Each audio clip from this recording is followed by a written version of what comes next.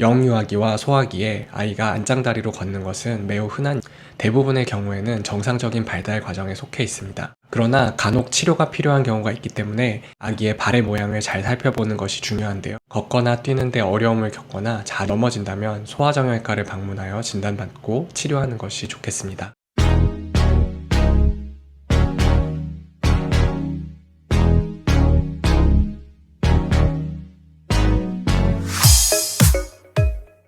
안녕하세요. 정형적인 일상입니다. 신생아부터 초등학교 입학하기 전 아이들까지 안짱다리로 걷는 경우를 흔히 볼 수 있는데요. 부모님들은 작은 것 하나에도 마음을 졸이실 수 있기 때문에 오늘은 이런 안짱다리가 정말 괜찮은 건지, 언제까지 두고 봐도 되는지, 또 어떤 경우에 병원에 방문해야 하는지 등에 대해서 자세히 알아보도록 하겠습니다.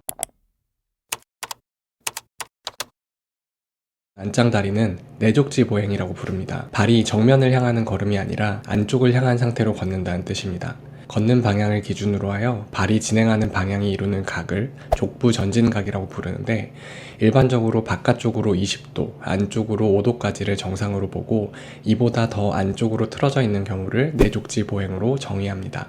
내족지 보행을 유발하는 주된 원인은 아이의 연령대에 따라 다를 수 있습니다. 크게 세 시기로 나누어 볼 수 있는데, 생후 1년까지는 발, 생후 1년부터 4년까지는 정강이, 생후 3년 이후부터 만 10세 정도까지는 대퇴골이 주된 원인이 됩니다. 지금부터 하나씩 자세히 살펴보도록 하겠습니다. 첫 번째, 중족골의 내전증. 발의 후족부에 비해 전족부가 안쪽으로 틀어지는 것을 중족골 내전증이라고 부릅니다. 신생아와 유아에서 흔하게 볼 수 있습니다. 측정 방법은 발바닥 쪽에서 발 뒤꿈치를 이등분하는 선을 그렸을 때 이 선이 둘째 발가락을 가로지르거나 둘째 발가락과 셋째 발가락 사이의 물갈퀴 공간을 통과하면 정상입니다. 이 선이 세 번째 발가락 또는 그보다 바깥쪽으로 통과할수록 더 심한 중족골 내전증을 의미합니다. 중족골 내전증의 주된 원인은 아이가 임신기간 동안 뱃속에서 있는 자세와 연관이 있는 것으로 알려져 있는데요. 태아는 점점 커지지만 자궁 내 공간은 제한적이기 때문에 웅크린 자세를 하고 있는 동안 발이 안쪽으로 구부러지는 것입니다. 아이가 뱃속에서 둔 위로 있는 경우, 남아인 경우, 그리고 다태아인 경우 공간이 상대적으로 좁기 때문에 더 흔하게 발생합니다. 유전적인 영향도 있어서 안짱다리로 걷는 가족이 있다면 조금 더 주의가 필요합니다. 드물긴 하지만 소아마비나 뇌성마비 등의 신경근육계통의 장애와 동반된 경우도 있기 때문에 이런 질환이 의심이 된다면 초기부터 적극적으로 대처하는 것이 좋습니다.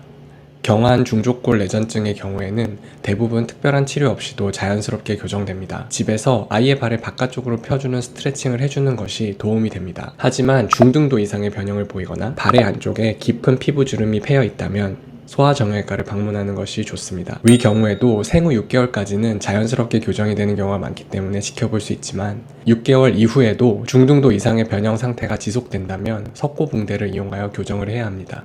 1, 2주 간격으로 석고붕대를 교체하며 6에서 12주간 치료합니다.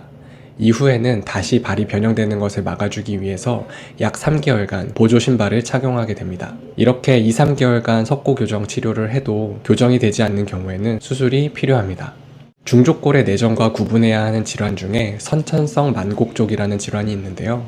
발이 골프채 모양을 하고 있다고 해서 클럽풋이라고도 합니다. 전족부만 안쪽으로 휘어지는 중족골 내전증보다 더 심한 형태입니다. 중족골이 내전되는 것에 더하여 발 뒤꿈치가 들리고 발바닥이 안쪽을 향하며 발목이 안쪽으로 굽어 보입니다. 이런 경우에는 교정치료가 더 적극적으로 필요하며 조기 교정 시기를 놓친 경우에는 수술이 필요할 수도 있습니다.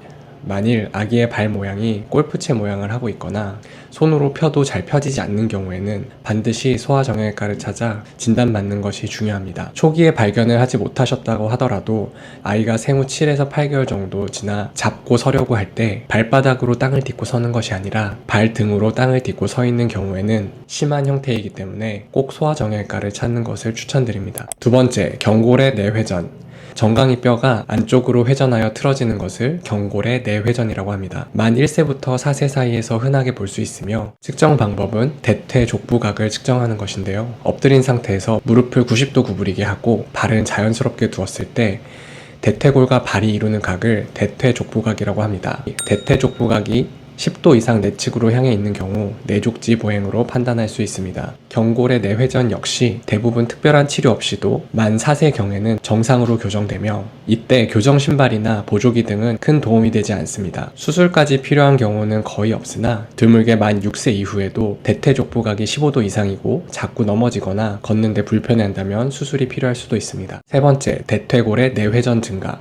대퇴골이 안쪽으로 틀어지는 것을 대퇴골의 전염이라고 합니다. 만 3세 이후 아동기에 안짱다리로 걷는 가장 대표적인 원인입니다. 대퇴골의 내회전이 증가하는 경우에는 아이가 W 자세로 앉아있는 것을 편애하고 차렷 자세로 서게 했을 때 슬개골이 서로 마주보게 됩니다. 측정 방법은 CT나 MRI 등을 통해서 대퇴골의 전염각을 정확하게 측정하거나 엎드린 상태에서 무릎을 90도로 세운 뒤 정강이를 바깥쪽 방향을 향하게 돌려 측정하며 고관절의 내회전각은 20에서 60도를 정상으로 보고 60도 이상 내회전되는 경우에는 대퇴골의 전염이 심하다고 할 수 있습니다. 대부분 10세 경에는 정상으로 교정됩니다. 그러나 내족지 보행이 심하여 일상생활이 불편하고 보행장애를 겪거나 50도 이상의 전염, 80도 이상의 내회전 범위를 보이는 등 심한 경우에는 수술이 필요합니다. 마지막으로 다시 한번 정리해 보도록 하겠습니다.